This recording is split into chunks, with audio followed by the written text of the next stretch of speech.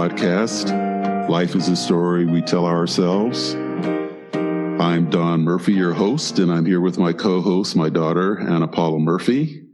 There are a lot of things going on right now in the world. This is Life is a Story We Tell Ourselves, and man, are there a lot of stories being told in the world today, particularly in the United States. Some of the stories are true and some of them are not so true, depending upon who's communicating the narrative. There are a lot of false stories going on out there, but I really want to give a shout out to the Washington Post for doing a great job at reconstructing the scene in Lafayette Park last week or a couple of weeks ago when the United States Park Police, the National Guard, the U.S. Secret Service, and other law enforcement agencies used clearly excessive force to clear the park so that the president could come out with some of his staff for a photo op.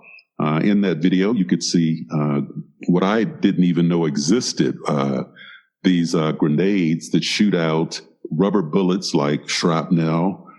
They clearly used pepper spray, CS.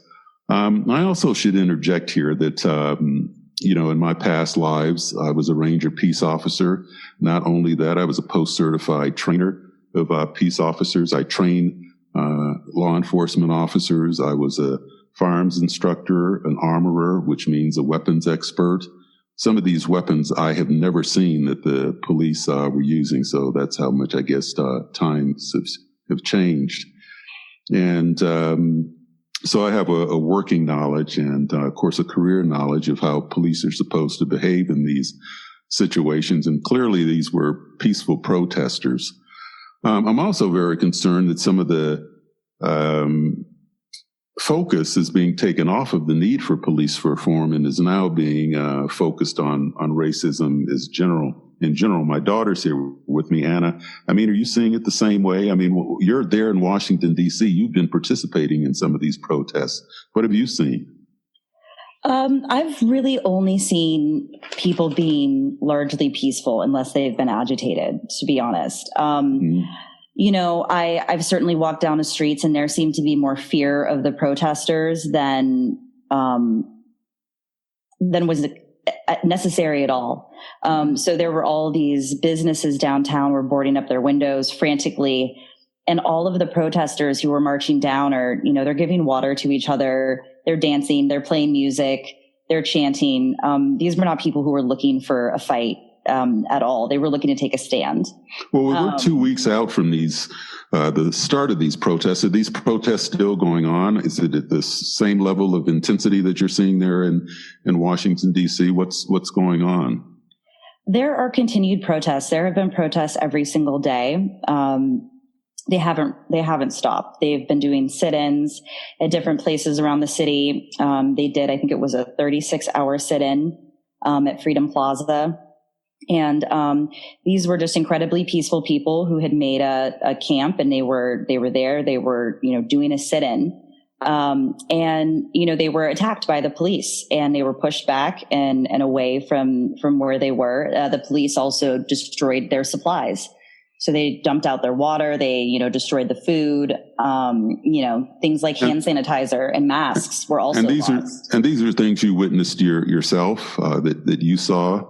I have seen videos of personal friends of mine who were there, live videos, and pictures in the aftermath. And some of these things are being reported locally. Kind of a local online paper called Popville, which reports on local DC news. But people have been pepper sprayed downtown as recent as 3 or 4 days ago. Well, I want to emphasize that, when you're talking about something like CS, which is another name or an acronym for tear gas, but CS is a higher level of tear gas.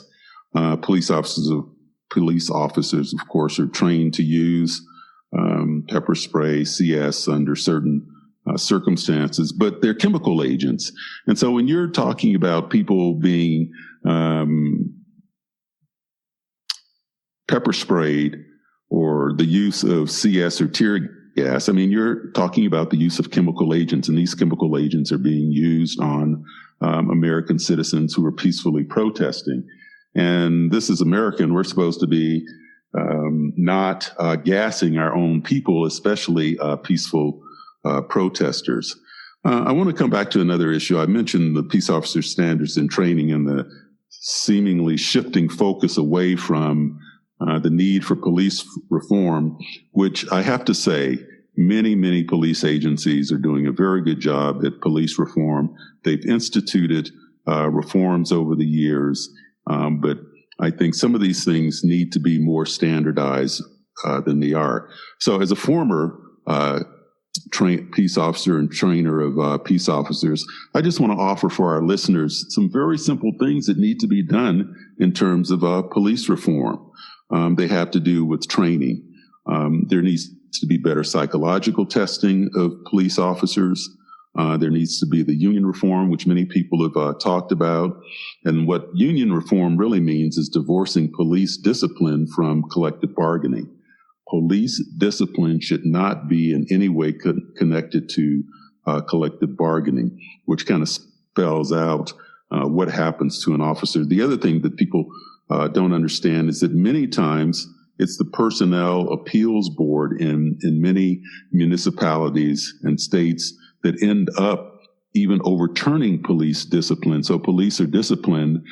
They go and appeal before their personnel board, and the personnel board can actually overturn police discipline. That needs to change. Those are just three, simple things, and there are a lot of others. And you can go to our website at lifeisastorypodcast.com, and you'll be able to see some of these things that we've listed there that need to take place as far as police reforms are concerned. The last thing I want to mention in this whole area about training of police, some of it's very philosophical. And for almost 20 years, I was a seminar leader at the Aspen Institute. And one of the things we did was we taught from the great books. And one of the books that we read was Plato's Republic. And in Plato's Republic, in Book 2 in particular, they have a conversation. This was, let's see, when did Plato live? I'll tell you exactly. It was like 427 BC that this was written. So Plato lived from about 427 BC to about 347. So this philosophical discussion was going on in Plato's time with respect to what qualities should a guardian of the state have. Now, of course, they weren't talking about police officers exactly as we have today, but they were talking about how is a state going to be organized and protected from enemies from without and enemies from within. And it's very interesting that they said there's a difference between a guardian, which they felt should be taking care of the people and protecting the state, and a warrior. And they were debating what should those qualities be. And it's really funny that in this dialogue that's going on, that's being narrated by Socrates, the qualities that they ended up coming up with is that you want someone, a guardian, with a gentle nature and a great spirit, or someone that's gentle, but at the same time fierce. Someone who will protect you from your enemies, but at the same time be gentle to those people that are being protected. And I'm going to read briefly here what was said in that context. I'm just setting it up that they had been debating what qualities were necessary.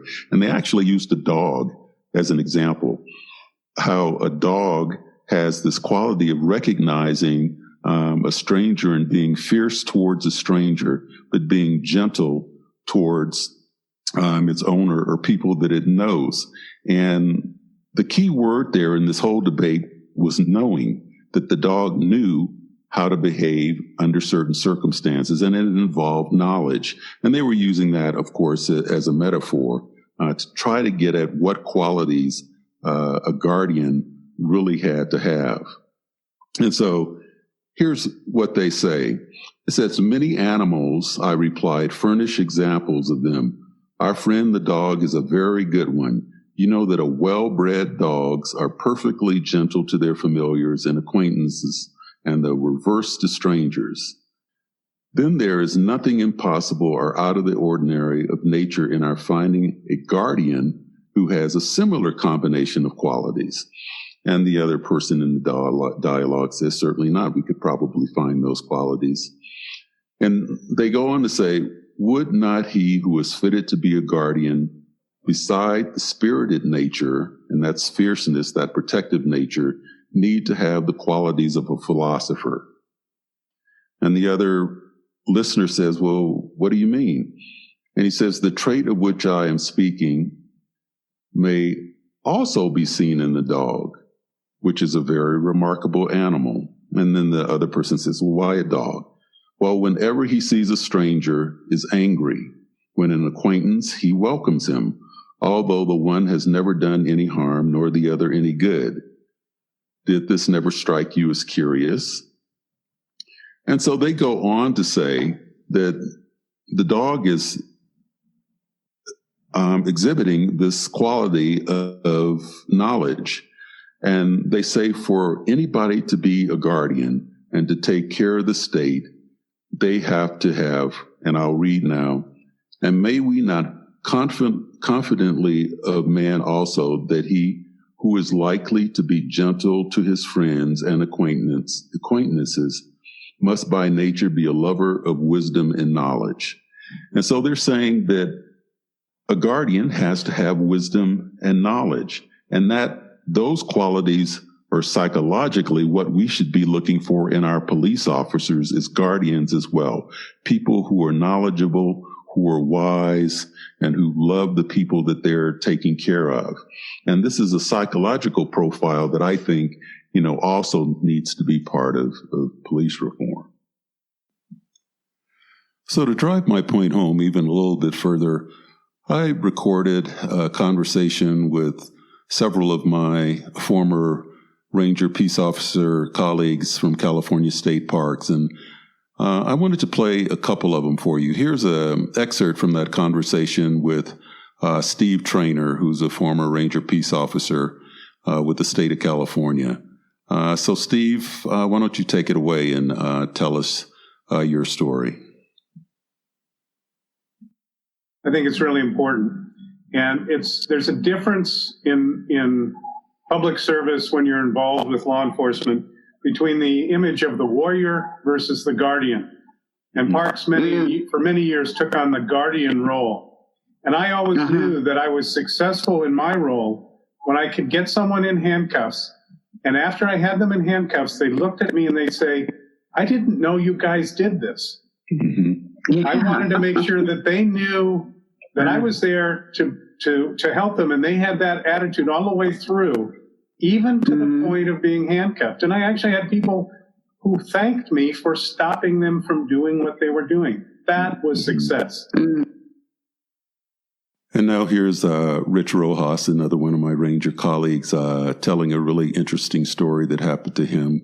Well, this was 30, 40 years ago when we were Ranger peace officers on the beaches of Southern California. Rich. I remember a real quick story when I was on patrol at Orange Coast, as you worked as well. We all, there was always a good cop and bad cop, when we rode and partners in night shift or the evening shift. And so I always tried to be the good cop, right? Thought maybe that would pay off. Well, by my fourth summer, I was actually rotated into days and weekends off. A much cherished position as a patrol ranger in the early days. Now, I remember going down to the flats north of Huntington Beach Pier along the seawall on patrol in shorts and shirt, with my peace officer equipment, having a good day, saying hello to everybody, and then rolling up about 13th Street to see the trash cans were just overflowing with garbage from the night before. And people probably brought stuff in and just left it there. And the maintenance crew had already swept the beach, but they hadn't got to the trash yet. But the seagulls had. So I got on my truck, I got into the back, pulled out some poly bags, didn't even bother with gloves or a pokey stick, a litter stick. And I just went to the cans and started picking up all the loose garbage to put it in bags to make it easier for the maintenance crew when they came by. Well, in my work activity, a man came to me, approached me, a big man, burly man, about 6'3". He was close to 250 and real scroungy, and clearly to me, he was homeless. But he was also, emotionally unstable. And he got in my face and was yelling at me about law enforcement and cops and brutality. And I'm thinking, okay, this is really good, right? I'm here cleaning trash and I'm about to get the crap beat out of me by this homeless guy for no reason. And so as I backed up and he was coming at me, I saw surfers and beachgoers start to approach from behind him. And then as I was backing up, I noticed there were people at my back. And then as the guy became more agitated, the crowd started talking to him. He better shut up and sit down or we're going to take care of you. And so for me, that was the epitome. Great story. You be nice to people every day. You don't be nice on the good day when the camera's on. And the good day will save you. And it's about being part of the community. I mean, you had made yourself a part of that community down there on the beaches, as we had to do, because we were interacting literally with millions of people every weekend. Not just, on one weekend, there would be 250,000 people on those stretches of beach, and being a part of that community makes all the difference in the world. But because life is a story we tell ourselves, you were telling people a story about the type of person you were and about the type of policing you were doing by your interactions with them on a day-to-day basis.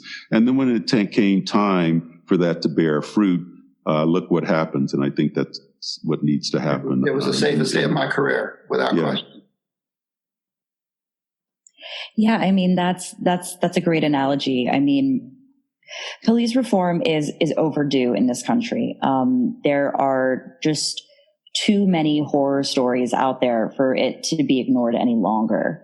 And the fact that we now live in a world where people are taking these videos and there's no longer any excuse except that people are still choosing to do the wrong thing. And these internal police bodies that protect individuals who should not be protected, they're dismantling those is really the start. I really believe that those who are meant to protect the people, they need to remember that they serve the people. And that service has been lost, I think, just like I feel it's been lost kind of in our Congress where, these types of reforms aren't moving forward and it's all cut up on party lines and no one is just simply doing the right thing. I love two things that you said, doing the right thing and service.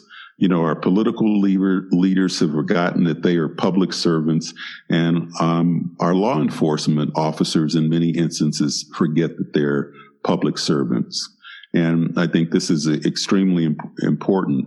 The other thing in police reform that needs to be talked about more, and that has been brought to the fore, is that police officers shouldn't be called in instances where, it's clearly mental illness or clearly a social worker should be called. In that recent shooting in Atlanta, there was absolutely no reason that armed police officers should have been called where there was an instance of no threat. Somebody sleeping in a car.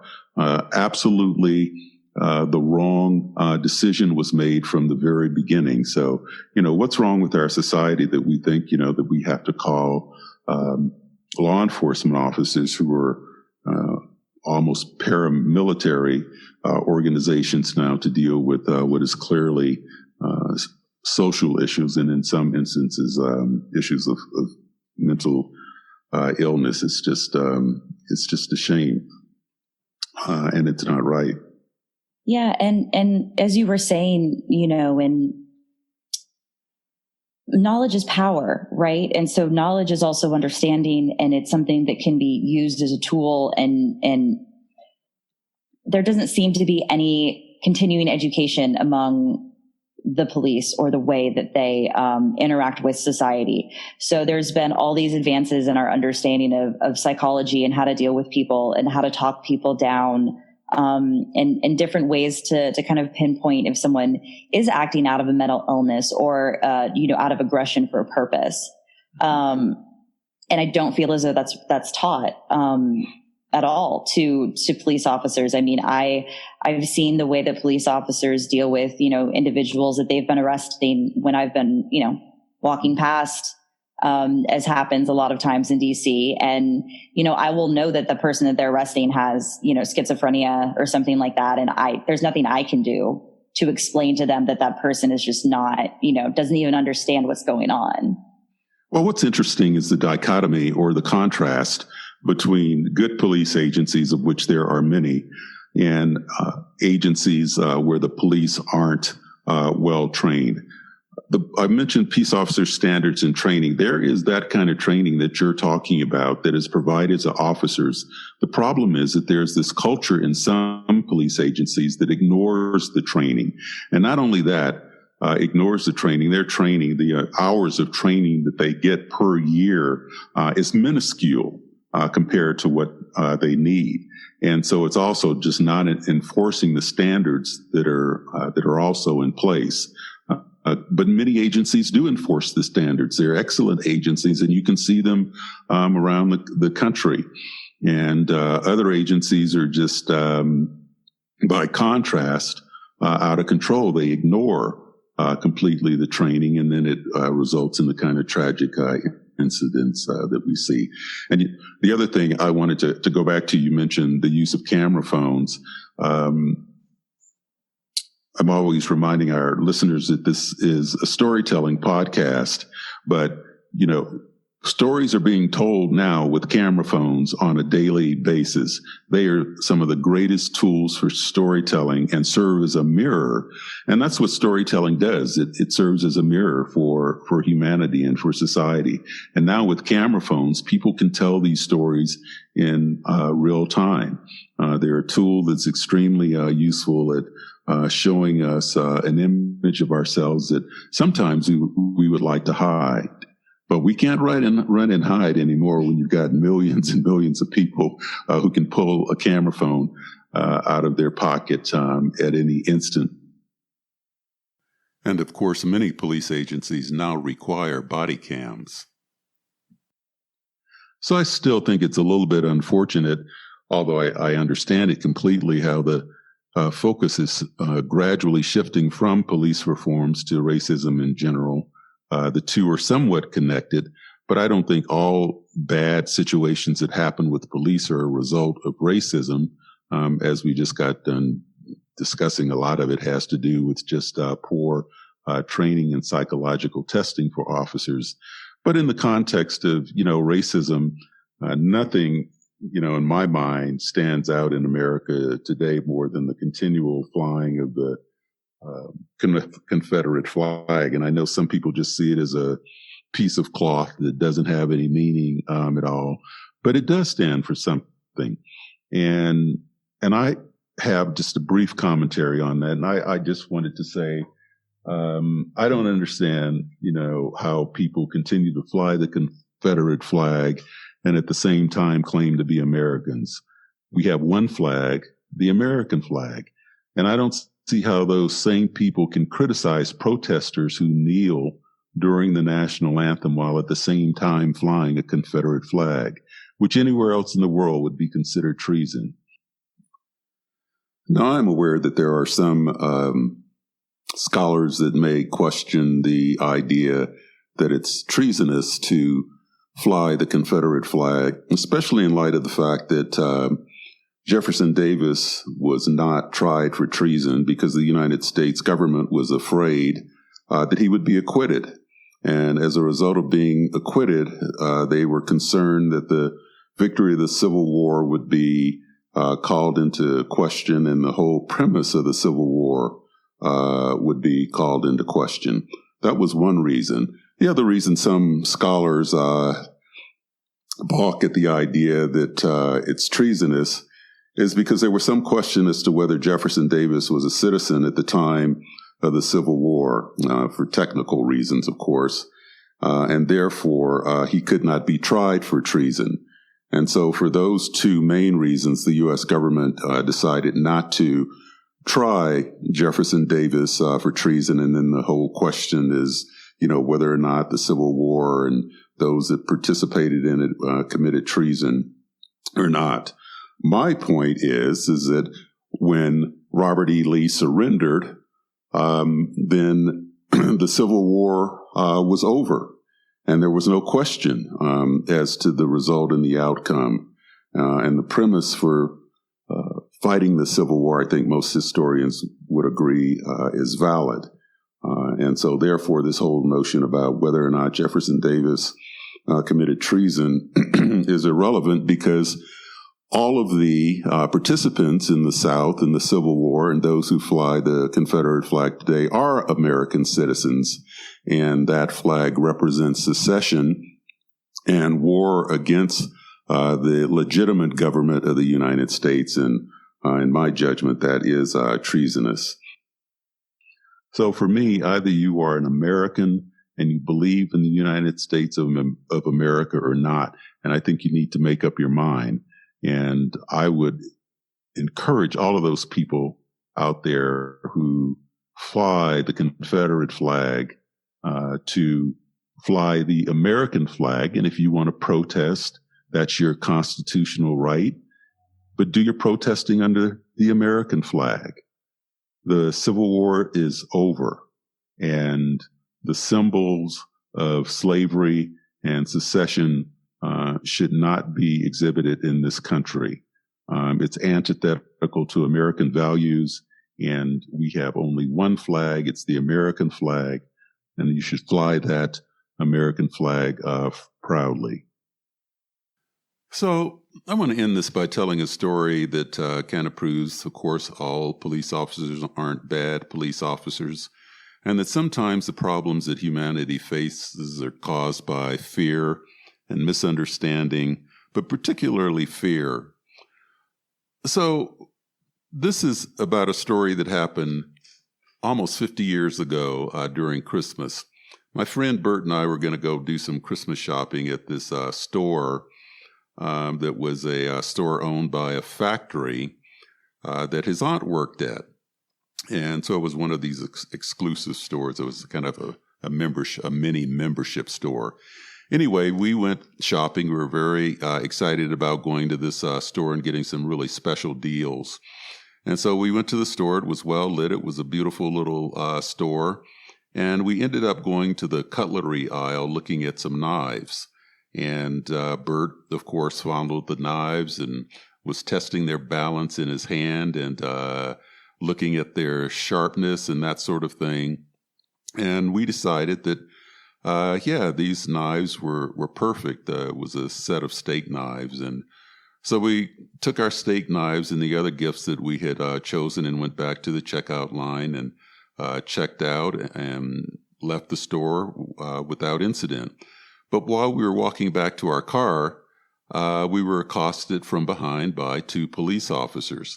Now, at the time we were accosted, I had no idea they were police officers, and I had balled up my fist and turned around and was ready to fight whoever was grabbing me from behind. But of course, I noticed that they were uniformed LA police officers. They frisked us really quickly and said, they just had to check for weapons and actually were somewhat apologetic about it. However, Bert was absolutely livid and said, "What are you guys doing? What did we do? We're not doing anything." And the police said, "Well, we got a call from the store manager where you just came out of, and they said there were two young men in there acting suspiciously." Bert was, of course, apoplectic and demanded that we go back into the store and give him those gifts back and get our money back. And the police were very cooperative. They escorted us back into the store, and Bert was yelling at the manager, wanting to know why in the world, they called the police. And interestingly enough, the police were standing to the side, somewhat supportive of our anger, and the manager gave us our money back, and of course we left the store. When we got back to Bert's house, he told his mother what had happened, and she immediately went into protective mother mode and called the manager and started yelling at the manager and demanded to know what was going on and why why the police had been called on us. Well, Bert was in the background, screaming epithets, which I can't repeat on this podcast. And his mother was shushing him and telling him to be quiet. And I guess the manager was on the other end explaining what was going on. But when Bert's mother got done, we both were curious. Why did they call the police on us? And his mother said, well, it was one of those fear things. The elderly grandmother, the manager explained, saw you guys, two black men, young black men, looking at knives. She became afraid and called the police.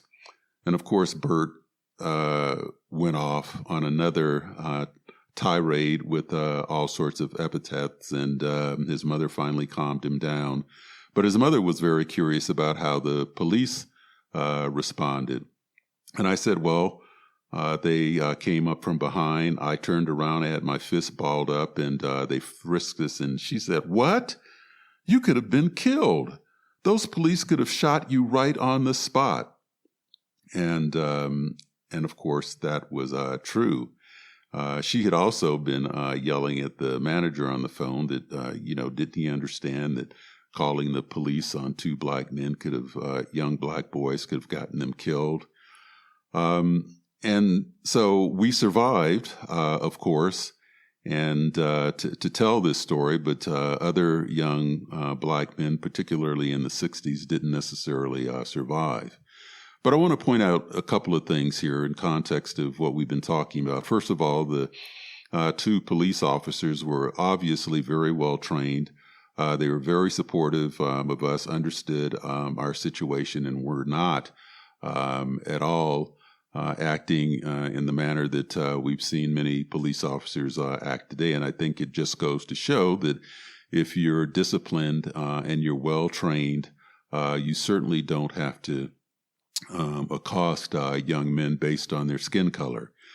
However, it also points out the state of affairs that this country still remains in with respect to fear and racism, which precipitated the whole event to begin with. An old elderly woman out of fear, based on God only knows what, because of our skin color, called the police. It could have ended in tragedy. And those are the kinds of things that still exist in America today that we need to deal with in order to solve some of our very serious social problems. But I thought it was really important to relate that story.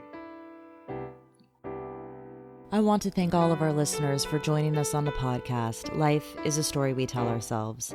We've covered some heavy topics this week, and we want to encourage all of our listeners to engage with their local authorities on the topics mentioned in this podcast. Please see our website for additional resources at lifeisastorypodcast.com. Thank you for joining us for this week's episode of Life is a Story We Tell Ourselves. You can also find us on the web at lifeisastorypodcast.com. Please remember to like the podcast, share it with your family and friends, and subscribe for regular updates. From our family to yours, stay safe, share happiness, and remember, the important thing is not to stop questioning. Curiosity has its own reason for existing.